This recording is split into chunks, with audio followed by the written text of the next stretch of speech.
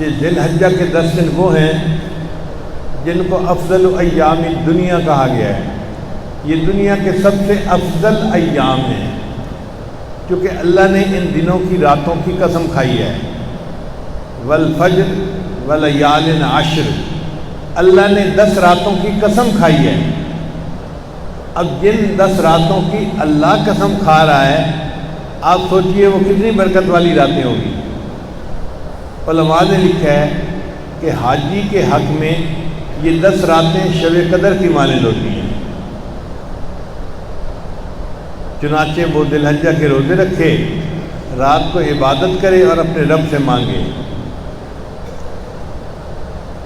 یہ اللہ تعالیٰ کی فیاضی ہے کہ آنے والوں کو محروم نہیں رکھا۔ میرے بندے تم آئے ہو نا، اور شہنشاہ حقیقی کے دروازے پر آئے ہو، اب یہاں پر لوٹ لو جو لوٹ سکتے ہو،